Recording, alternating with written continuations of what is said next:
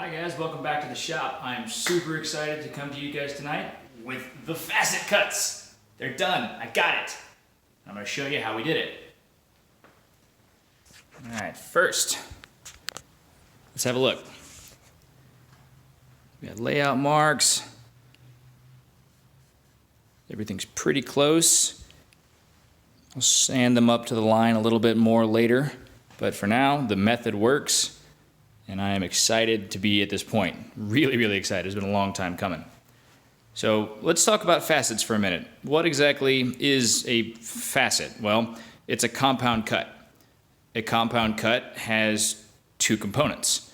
And we're going to reference the miter saw here for the explanation here.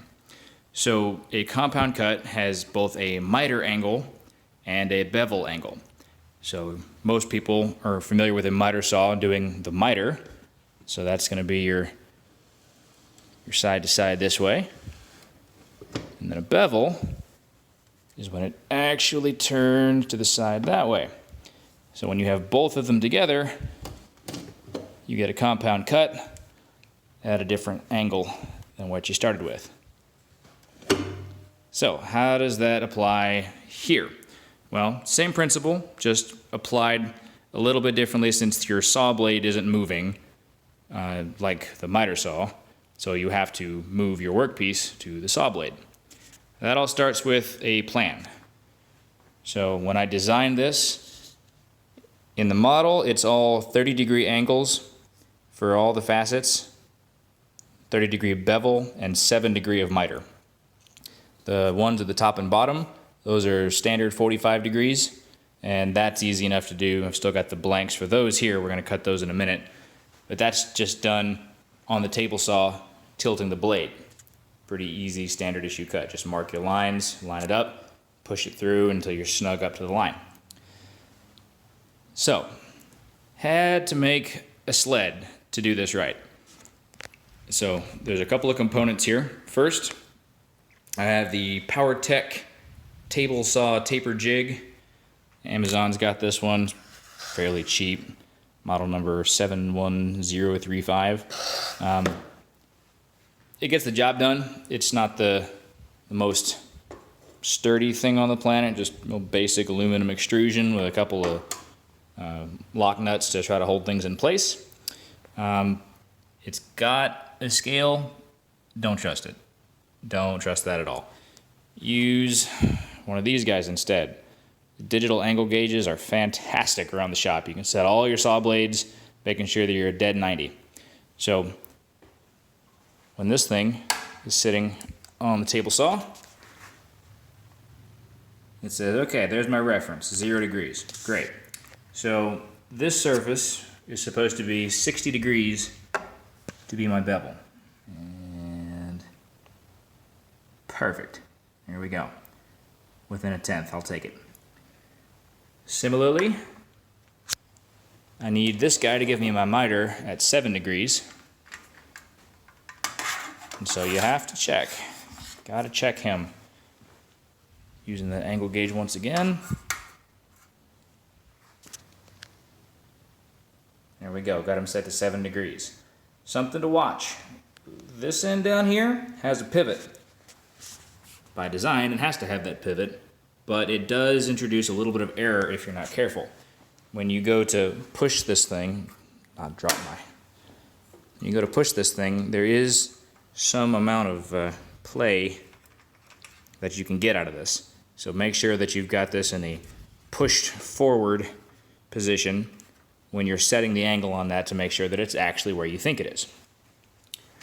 Last angle to check in this scenario is the saw blade itself. Now, okay, yeah. The saw is on, and now it's off. Safety is important, fellas.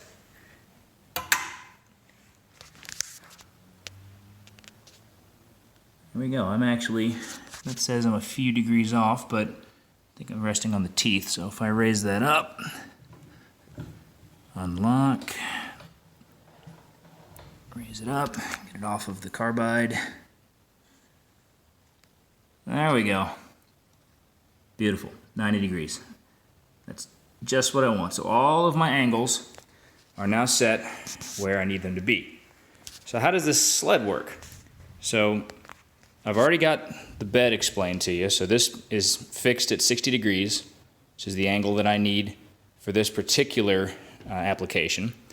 And I keep talking about 30 degrees of bevel, yet I'm talking 60 degrees on that. Well, why is that?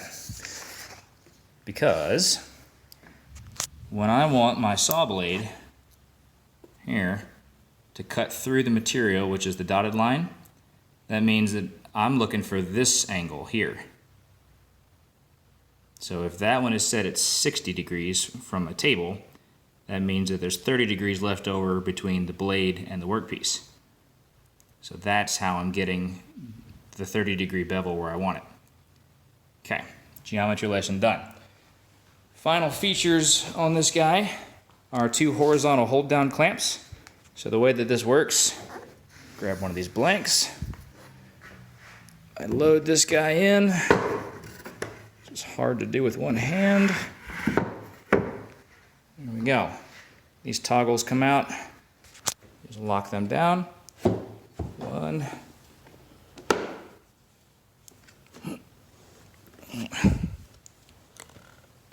There we go. 2. There we go. So that's held in place. That makes sure that my workpiece isn't going to move on me. So when I set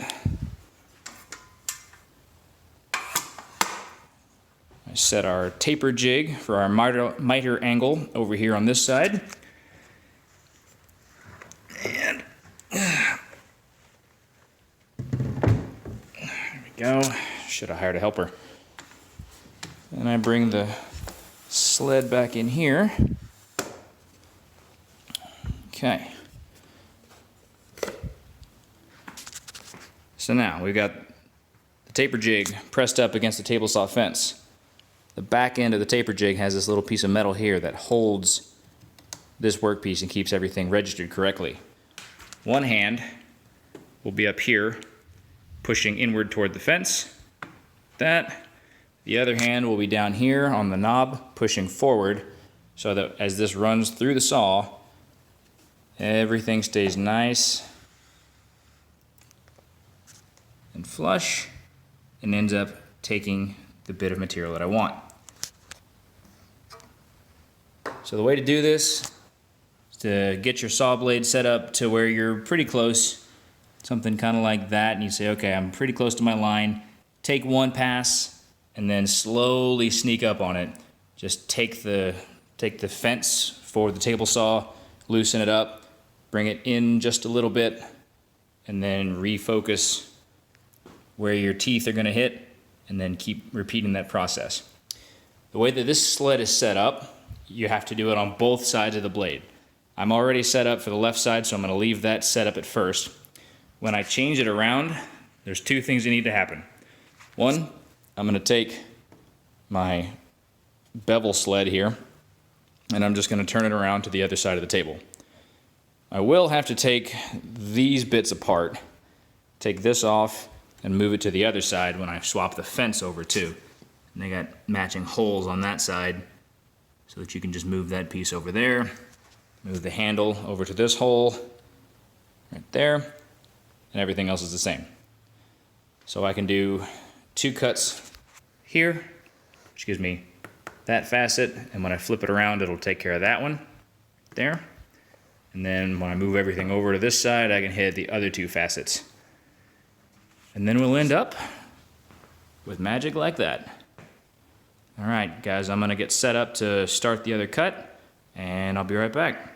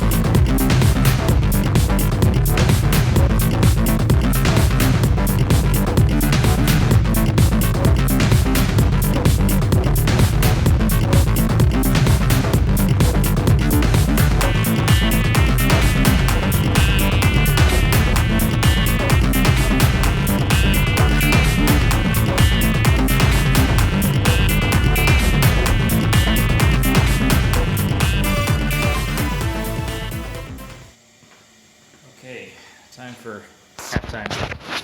A little show and tell. So I just did I don't know, pick what you want to call them. I did 2 of the facet cuts for each of these baffles. I still have 2 more to go.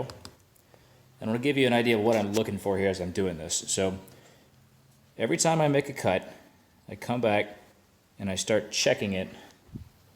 I see my mark outlines here. I'm taking my finger and just run it there to the edge.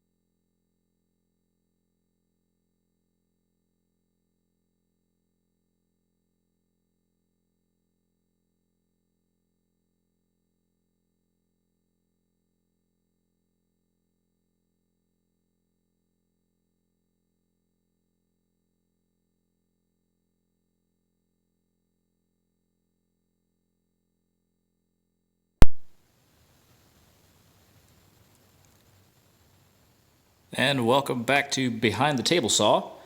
So I've got the whole setup mirrored over, literally just flipped everything from left to right. All I had to do was change that piece over, that used to be over there, move my handle over just so that it was easier for me to push instead of having it straight up against the fence. And the jig is absolutely the same. It's now set up that I can cut this facet and that facet. And probably not a critical feature, but I'll mention it anyways. I'm an engineer by trade, so I'm a little OCD about certain things. I have centerline marks for the jig itself up top here, and that just happens to be pretty much the center of the piece for the actual baffle anyways. So when I try to line those up, it doesn't really do much for me in terms of actually making it fewer setups or being somehow more accurate. It just makes me feel better. So in case you're wondering what I was doing there, that's what it is. Okay, I'm gonna get set up again, and then we'll get back to cutting.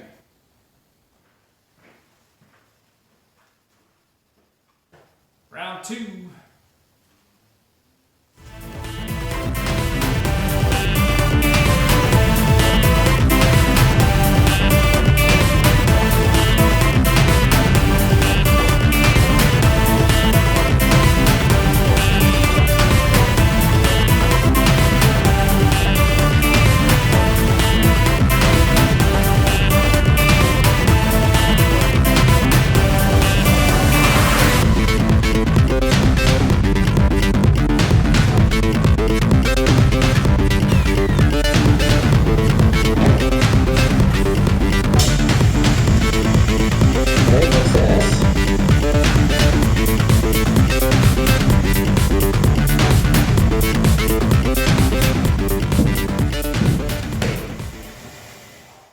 Alright guys, we did it. We have 2 sets of baffles for the Defiants. That table saw method is really nice. Like everything else we do in DIY speaker building, it's about 99% preparation, 1% actual cutting. But it's a pretty nice result. I am satisfied. I'm probably not going to worry too much about sanding to the line. I trust my setup with the table saw and the sled system much more than me trying to accurately scribe out some lines before cutting it when there's no surfaces that are really nice to play with to do that. So I think that'll be just fine. A little bit of light sanding and we should be good to go. Alright, thanks so much for watching. We've been moving along to the next stage of the project. Thank God we'll be getting to some measurements here not too soon. Thanks. Take it easy.